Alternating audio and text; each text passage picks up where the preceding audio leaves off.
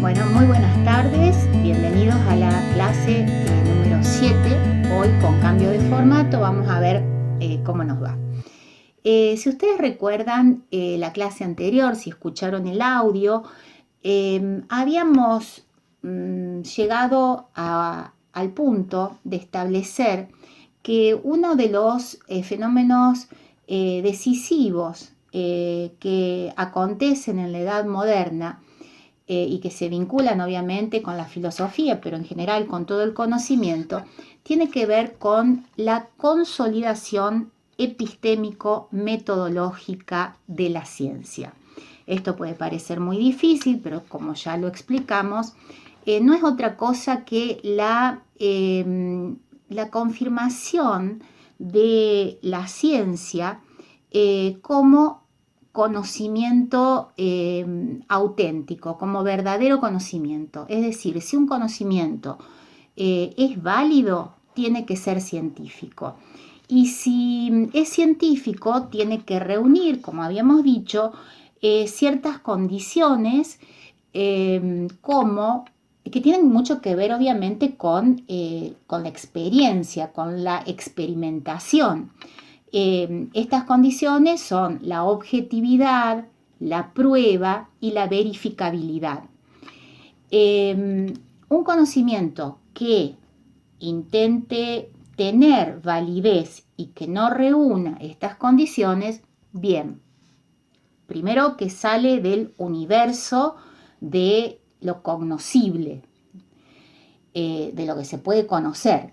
Pero por otro lado, puede ser considerado poesía, puede ser considerado religión, puede ser considerado habladuría, puede ser considerado un sueño o fantasía, pero nunca va a tener el rango de conocimiento. Fíjense que estas condiciones que propone la ciencia para que un conocimiento sea válido como conocimiento, es decir, sea verdadero o tenga la posibilidad de pretender ser verdadero, nos deja ahí un poco, diríamos, tecleando a los filósofos y a otra cantidad, digamos, de ciencias o conjunto de conocimientos que quieren ser ciencia y que no reúnen este requisito de verificabilidad. Supongamos, nosotros en filosofía buscamos lo bueno, el bien, en la ética, por ejemplo. En la estética buscamos qué es lo bello, la belleza. Cualquier definición que diéramos acerca de el bien o la belleza, en este contexto de verificabilidad que nos está exigiendo la ciencia en la edad moderna, nos estaría dejando fuera del universo del conocimiento válido. O sea, estaríamos hablando, conversando, estaríamos básicamente diciendo pareceres o sentimientos o emociones, pero nunca estaríamos definiendo nada que tuviera una validez científica, justamente porque, fíjense, ¿cómo podríamos hacer para verificar, para demostrar que el bien, como dice Aristóteles, por ejemplo, es el justo medio entre dos extremos? El científico quisiera ver al bien para establecer ese balance con algún tipo de medición. Entonces, eso lo dejo planteado porque es una problemática que se va a asomar con mucho énfasis en el siglo XIX y también en el siglo XX, cuando empiezan a aparecer las ciencias sociales o las humanidades.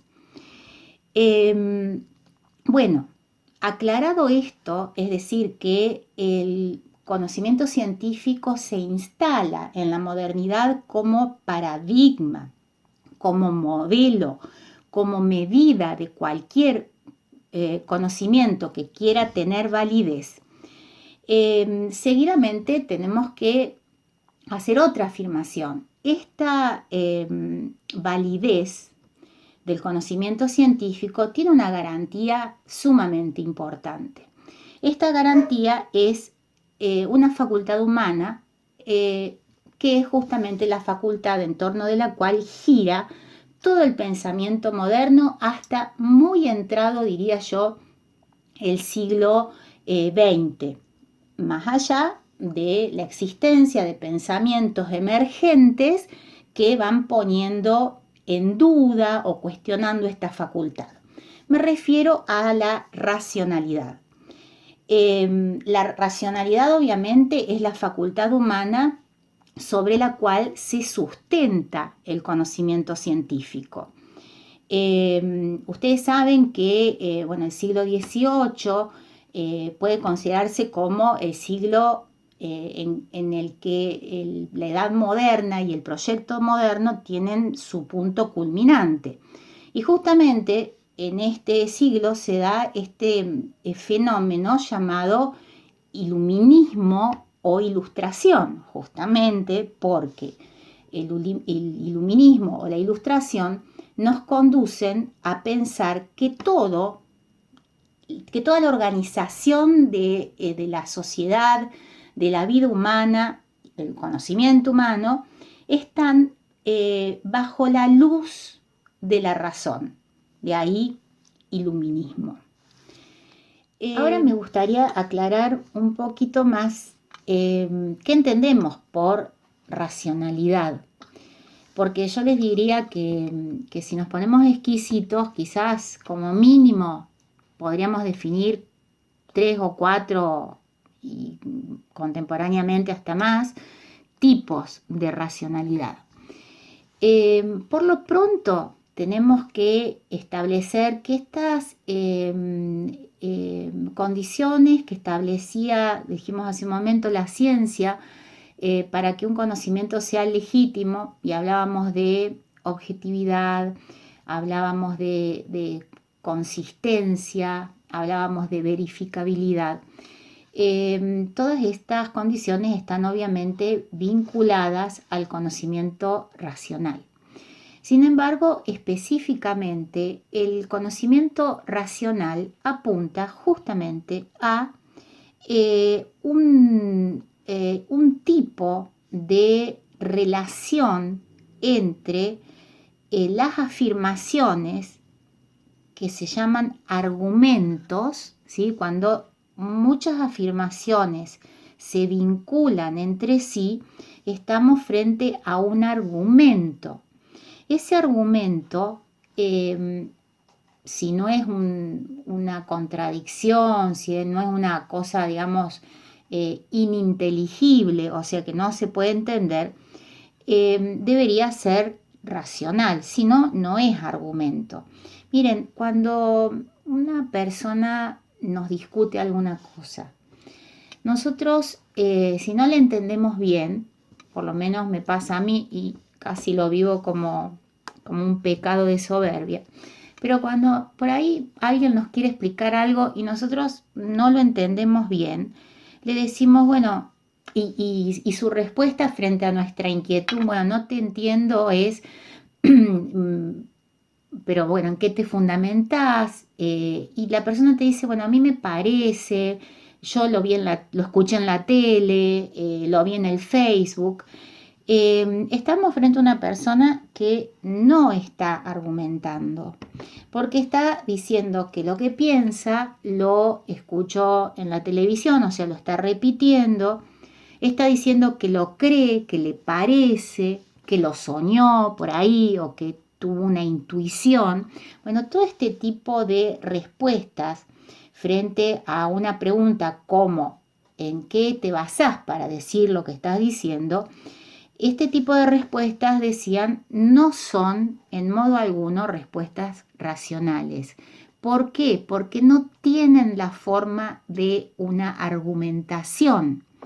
Y la forma de una argumentación justamente es respetar una secuencia lógica que va vinculando una afirmación con otra.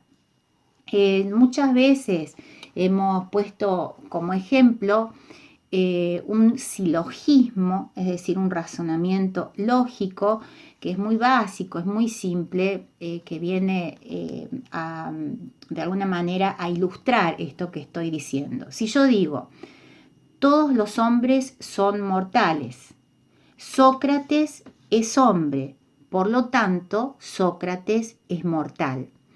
No existe ninguna persona que, salvo que haya perdido sus facultades mentales racionales, pueda negar que la afirmación final, que sería la conclusión lógica, racional de ese argumento, nadie podría negar, decía, que es verdadero, es correcto que Sócrates es mortal, porque la conclusión de ese razonamiento se sigue necesariamente de las dos afirmaciones anteriores que se llaman premisas.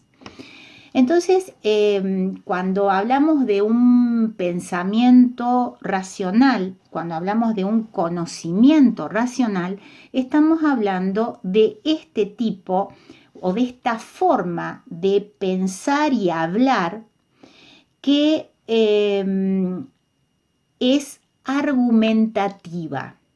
Fíjense que si por alguna cosa se ha definido a lo largo de la historia a la filosofía y se ha considerado que la filosofía pasó de la mitología, o sea, de los cuentos fantásticos, de las alegorías, pasó de los cuentos y de las alegorías a convertirse en filosofía, fue justamente porque pasó de este pensamiento, digamos, narrativo, incluso que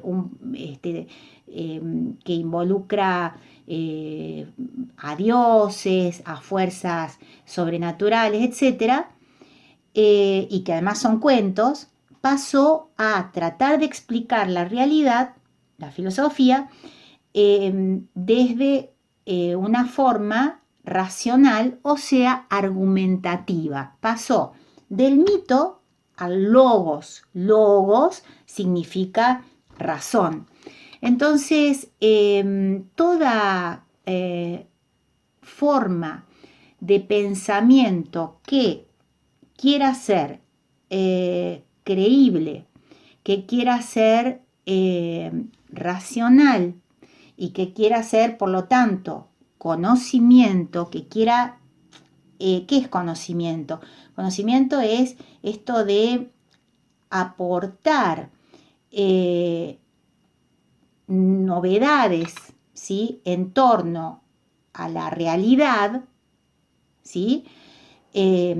Hacer afirmaciones en torno a la realidad, puede ser a la realidad natural, a la realidad social, a la realidad humana, pero es esta forma de aportar información de manera argumentativa, es decir, de manera fundamentada, nunca apelando a me parece, a lo escuché en la tele, me contaron o lo soñé, sino respondiendo a la pregunta típica y clave de la filosofía, que es ¿por qué? O sea, si yo afirmo algo, tengo que poder responder por qué. Y ese por qué debería ser un argumento consistente, lógicamente, de manera tal que pueda ser validado objetivamente. Y eso significa que todos podamos reconocer a ese conocimiento como válido. Un conocimiento que vale para mí y para vos y para nadie más, nunca va a ser considerado un conocimiento válido. Esto, como les decía, estamos en este momento de la edad moderna, cuando la ciencia se vuelve modelo del conocimiento humano, más allá de las ciencias naturales. Es decir, esto, si bien nace para las ciencias naturales, tiene esta proyección en el conocimiento humano en general. Es decir, para que un conocimiento sea válido, tiene que ser científico. Y científico significa que debe descansar en la facultad de la razón humana. Hace un rato les decía, si me preguntan qué es un conocimiento racional, bueno, les digo, es un conocimiento que trabaja a través de argumentos. Pero de todos modos, con el tiempo se fueron descubriendo, se fueron postulando en todo caso, diversos tipos de racionalidad. No voy a hablar de todos los tipos de racionalidad ahora, pero sí quiero señalar que en la modernidad, con el paso del tiempo, con los estudios, con las investigaciones, se pudo establecer que el tipo de racionalidad dominante es el tipo de racionalidad instrumental. Justamente porque viene del lado de las ciencias. La racionalidad instrumental, ¿qué es? La racionalidad instrumental es la racionalidad que justamente actúa, por decirlo de alguna manera, según la lógica medio-fin, como instrumento, ¿sí? Yo quiero llegar a tal fin, tengo que tener tales medios y estos medios me van a hacer alcanzar determinado fin. Fíjense que cuando decimos que el pensamiento, que las ideas forman parte de una gran constelación, de una reunión de un montón de factores, que no podemos decir que hay una causa de un fenómeno, sino que hay una multiplicidad de causas. Quería hacer referencia a Maquiavelo y a un par de pensadores también que son, digamos, de la modernidad temprana, del siglo XVI, cuyos pensamientos, cuyas propuestas filosóficas tienen esta misma matriz. Ustedes han oído hablar muchas veces y muchas veces habrán escuchado que una persona dice, bueno, es maquiavélico, su pensamiento es maquiavélico, y por lo general esto de ser maquiavélico se toma como algo medio ofensivo, o sea, es como si te dijeran, sos maquiavélico, sos egoísta, sospechás de los demás. Bueno, uno de los principios que está en la obra de Maquiavelo tan famosa que se llama El Príncipe, en la que él en realidad le da consejos al gobernante, en este caso el príncipe, justamente para gobernar bien. Uno de los principios es que el fin justifica los medios.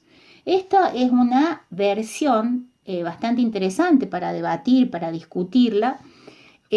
Una versión decía acerca de una versión de la racionalidad instrumental, es decir, bueno, no importa qué tenga que hacer, pero en realidad yo lo que quiero es alcanzar este objetivo y todos los recursos o métodos que utilice para alcanzar ese objetivo estarían legitimados. Este es un ejemplo de lo que nosotros podríamos denominar, como les decía, la racionalidad instrumental, que también afirmaba hace un rato, es la racionalidad típica de la edad moderna y es la racionalidad típica del conocimiento científico. Obviamente que avanzar o hacer avanzar o hacer abarcar este tipo de racionalidad a todos los ámbitos produce un efecto. Produce un efecto en la sociedad, produce un efecto en la cultura y ese efecto es lo que pasa a la historia con el nombre en filosofía, con el nombre de el proyecto moderno. Hay dos antecedentes que antes de terminar este video quiero por lo menos nombrar. Uno se trata de Bacon, de Francis Bacon, que bueno, es conocido en el ámbito de las ideas por una afirmación que se ha convertido prácticamente en un cliché, pero que tiene un contenido sumamente decisivo, no solamente para entender la edad moderna, sino para entender la filosofía hoy, o sea, los autores que nosotros vamos a empezar a estudiar. Francis Bacon dice, saber es poder. Fíjense qué diferente la concepción griega, que era una concepción cosmogónica, una concepción contemplativa del mundo, de la realidad, y esta concepción del conocimiento, que de ninguna manera es contemplativa. A mí no me interesa saber cuál es la esencia en la modernidad, ¿no? No me interesa saber cuál es la esencia de las cosas, cuál es el secreto, qué es lo oculto del ser, para nada. A mí me interesa elaborar conocimientos, ¿sí?, que me permitan ejercer un control o un dominio sobre la naturaleza. ¿Qué es lo que nos estaba faltando? Después, como les dije, fundamentalmente de ese retroceso que significó para la humanidad, según la interpretación de algunos autores, ese retroceso que significó la Edad Media, ¿no? La gente dejó de pisar la tierra para anunciarse a una vida que vendría después de la muerte a partir de sacrificio y dolor sobre esta tierra. Entonces, ahora estamos frente a una cosmovisión completamente distinta que coloca al hombre, ¿no?, en esto que estábamos haciendo de mirar la historia de la filosofía según el lugar del hombre, coloca en el hombre, al hombre, y sobre todo del hombre a su facultad racional, en el centro neurálgico, diría yo, de la vida y del universo.